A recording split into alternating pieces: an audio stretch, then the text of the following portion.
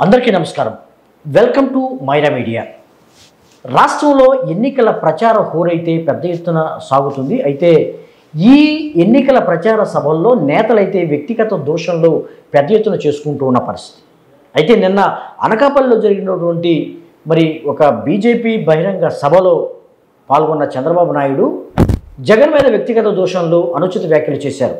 ఇదే అంశం మీద మనతో మాట్లాడడానికి ఆంధ్రప్రదేశ్ మహిళా ఫైనాన్స్ కార్పొరేషన్ డైరెక్టర్ మనతో ఉన్నారు కమలారెడ్డి గారు. నమస్కారం అండి. నమస్తే అండి.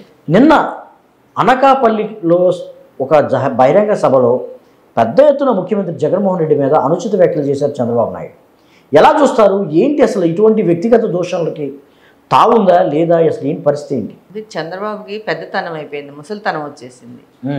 వచ్చేసి అవుట్ ఆఫ్ డిప్రెషన్లోకి వెళ్ళిపోయి పిచ్చి పిచ్చి మాటలన్నీ మాట్లాడుతూ ఉన్నాడు.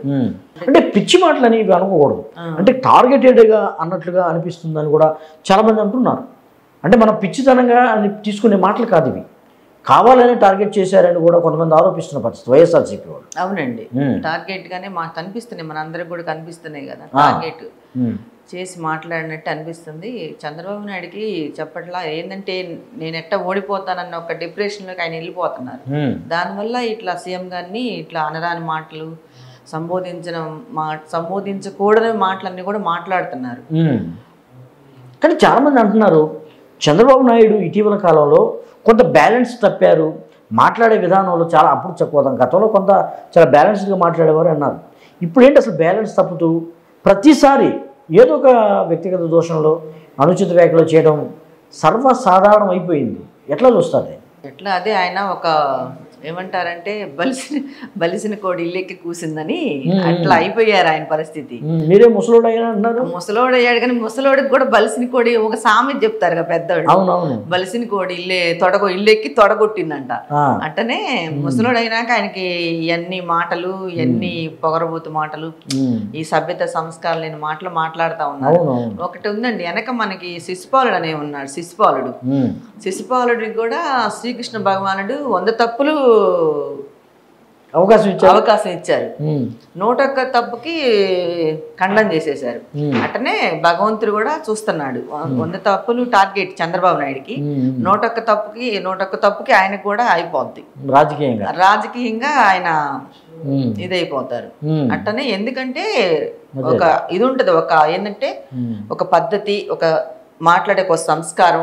మనం సీఎం జగన్మోహన్ రెడ్డి గారు ఏం మాట్లాడుతున్నారు, పద్ధతిగా నువ్వేం చేయలేదు, ఏం చేసావు, నేను ఆయన చేసి చెప్తున్నారు, నువ్వేం చేసావు చంద్రబాబు అని అడుగుతున్నారు. నువ్వు కూడా రాజకీయంగా ఎదుర్కోలేక ఏదో అదేమంటారు బలుపు మాటలు మాట్లాడుతున్నారు. కానీ 14 సంవత్సరాల ముఖ్యమంత్రి, 10 సంవత్సరాల ప్రతిపక్ష నేత, ఇంత ఇదిగుండే కూడా 40 సంవత్సరాల రాజకీయ జీవితం, ఇలా ఉండే కూడా ఎలా మాట్లాడాలి, ఏం చేయాలని కూడా మరి ఆయన ఎందుకు ఇలా బ్యాలెన్స్ తప్పుతున్నారంటారు? అదేనండి, బలుపు మాటలు, నన్ను ఎవరేం చేస్తారని, చంపుతాము అట్లా ఇట్లా, నీ తల్లి ఏం చేస్తావు, నీ తల్లి మొగుడా, ఏమేమి మాట్లాడుతున్నారు కదా, నా జేజమ్మ మొగుడు, నాన్నమ్మ మొగుడు, మీ నాయనమ్మ మొగుడు, మీ అమ్మమ్మ మొగుడు, ఇవన్నీ కూడా సంస్కారం లేని మాటలు. ఈయన ఇట్లా మాట్లాడితే అసలు ఇంకా ఈయన చూసి ఇంకా ఎలా నేర్చుకుంటారు? పార్టీ అధ్యక్షుడు ఎలా మాట్లాడితే నీ పార్టీలో ఉండేవాళ్ళు అచ్చెన్నాయుడు, ఈ బోండా, వీళ్ళందరూ కూడా అందుకే రెచ్చిపోతున్నారు. అందుకే కదా నువ్వే సంస్కారం లేని వాడివి, వాళ్ళు ఇంకా సంస్కార హీనులాగా తయారవుతారు. వాళ్ళు సంస్కారం లేని నువ్వు పార్టీకి ఒక ఇది, మరి వాళ్ళు ఎలా సంస్కారహీనులు అయిపోతారు వాళ్ళు. అట్లా పైగా అది ఉమ్మడి బహిరంగ సభ, అది అన్ని పార్టీలు, తెలుగుదేశంతో కూడా కాదు. అంటే ఏ సందర్భంలో ఎందుకు వచ్చింది అసలుకి? అంటే వ్యక్తిగత దోషంలో మనం కూడా అనుకోలేము అసలు ఆ విషయాలు కూడా. మీ అమ్మ మొగుడుదా, అదే చాలా సంభాషణ అంత ఎట్లా మాట్లాడుతున్నారంటే అది వినటానికి ఆయన మనం వినటానికి కూడా చాలా అనుకోవడానికి కూడా చాలా రోతగా అనిపిస్తుంది. ఆ మాటలు సభ్యత లేని, సంస్కారం లేని మాటలు అని అనిపిస్తా ఉంది. ఈయనోళ్ళు కూడా అందరూ అనుకుంటున్నారు కూడా. ఆయన మీటింగ్ లోనే లేడీస్ అందరూ కూడా తిడుతున్నారంట. ఆ మాటలు అన్నప్పుడే ఈ చంద్రబాబుకి మైండ్ పోయిందా ఏంటని కూడా టీడీపీ వాళ్ళు పోయారు కదా, పోతారు కదా ఆయన చూడని, అక్కడే అన్నారంట. అక్కడే సమాచారం వచ్చింది ఈయన మైండ్ పోయిందా ఆయన చంద్రబాబుకి, అంతంత దూషణ మాట్లాడుతున్నారు అని అక్కడ వాళ్ళే ఎమ్మటే కూడా వాళ్ళు మా డిస్కషన్ చేసుకున్నారంట కూడా.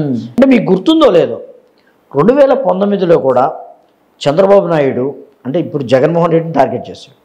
2019లో కూడా మోడీని టార్గెట్ చేస్తూ ఢిల్లీలో కొన్ని అనుచిత వ్యాఖ్యలు చేశాడు మోడీని. మీకు గుర్తుందా అవి? చెప్పండి ఒకసారి. ఏం చెప్తాం అక్కడ, అది కాదు మోదీని చాలా అన్నారు కదా. మోదీని మనకి ఇక్కడ మనకి వస్తే కూడా మనకి ఇక్కడ నుంచి కూడా చెప్పులు వేయించారు ఆయనకి. అమిత్ షా మీద కదా రాళ్ళు వేయించారు, చెప్పులు కూడా వేసినట్టున్నారండి. మోదీని ఇక్కడ రాకూడదు. నాకు మనవడు ఉన్నాడు, లేకపోతే నా కొడుకు ఉన్నాడు, నీకు పెళ్లి అయింది, భార్య వదిలిపెట్టింది, నీకు పిల్లలు లేరు, ఇవన్నీ కూడా సంబోధించారు. అసలు నీకు ఎవరున్నారు మోదీ ఉన్నారు, నీకెవరు లేరు, పిల్లలు లేరు, భార్య లేదు అని కూడా సంబోధించి ఆయన కూడా అట్లా మాట్లాడారు కదా. అదే అంటే మాట్లాడారు. అంటే గతం 2019లోనూ మోడీని టార్గెట్ చేశారు, 2024లో జగన్ టార్గెట్ చేశారంటారా? మరి మోదీ గారిని టార్గెట్ చేశారు. మోదీ గారు ఇలా ఎందుకు వాళ్ళతో చేతులు కలిపి మరి ఈ రోజున మరి సీఎం జగన్మోహన్ రెడ్డి గారిని విమర్శించి ఎందుకు? ఆయన కూడా అమ్ముడు పోయారా మోదీ గారు కూడా? ఇప్పుడు వీళ్ళందరూ అమ్ముడు పోయినట్టు ఆయన కూడా అమ్ముడు పోయారు అనుకోవాలా?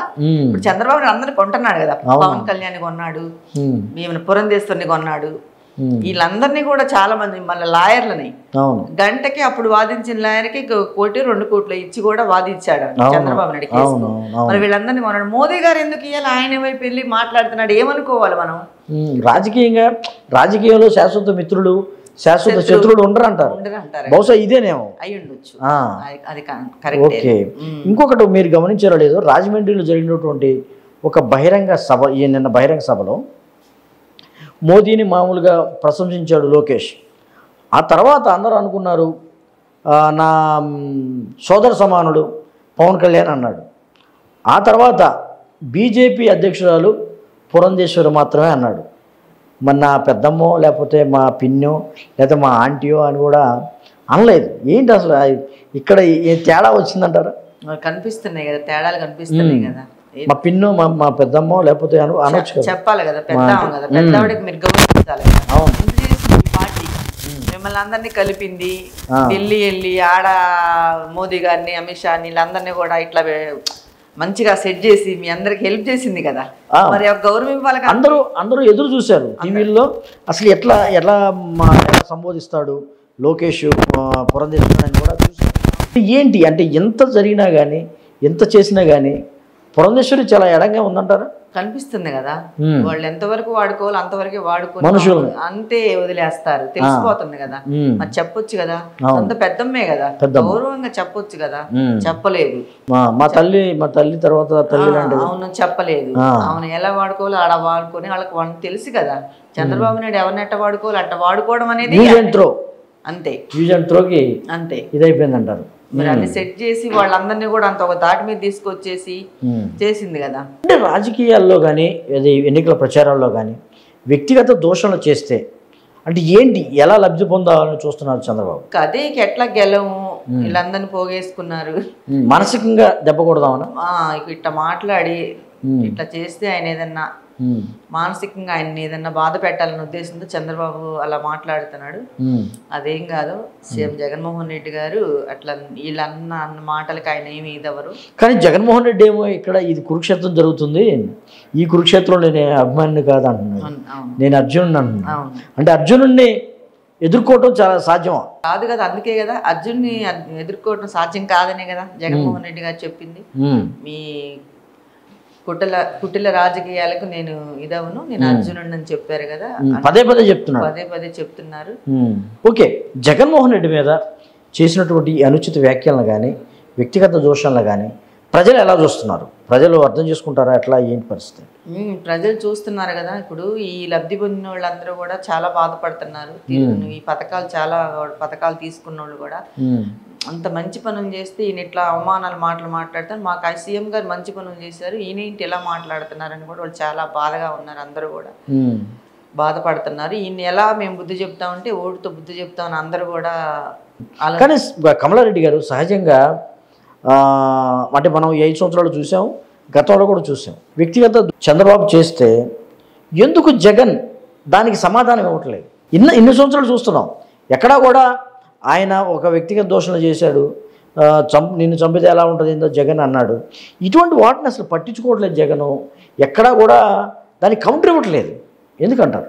అదే ఇప్పుడు ఏంటంటే డిస్కషన్ ఒకటని ఆయన అన్నదానికి మనం మాట్లాడితే ఆయనకి ఎట్లా విలువ లేదు. మనం కూడా విలువ కోల్పోవడం ఎందుకు? ప్రజలు చూస్తున్నారు కదా, మంచి చెడులు చూస్తున్నారు, ఏది మంచి ఏది చెడు.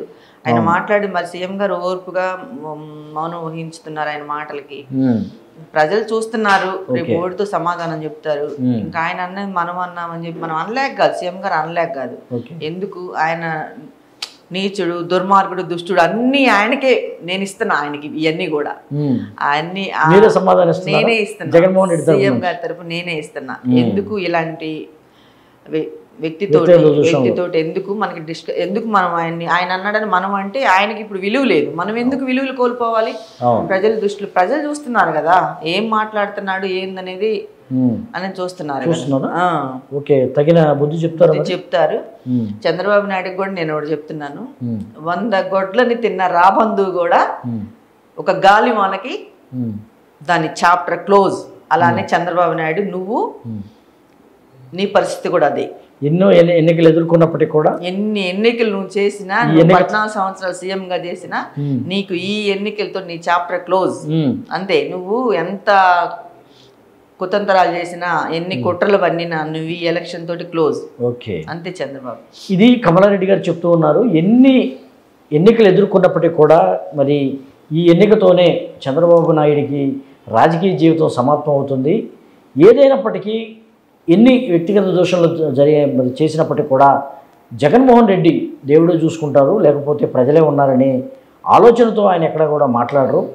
సో 2024 ఎన్నికల్లో ఖచ్చితంగా మరి జగన్మోహన్ రెడ్డికి ప్రజలంతా దీవెనలు అందజేస్తారు. ఖచ్చితంగా మరోసారి మరి ముఖ్యమంత్రి అవుతారని కూడా కమలారెడ్డి గారు ధీమా వ్యక్తం చేస్తున్న పరిస్థితి. నమస్కారం అండి. నమస్తే, థ్యాంక్ యూ అండి.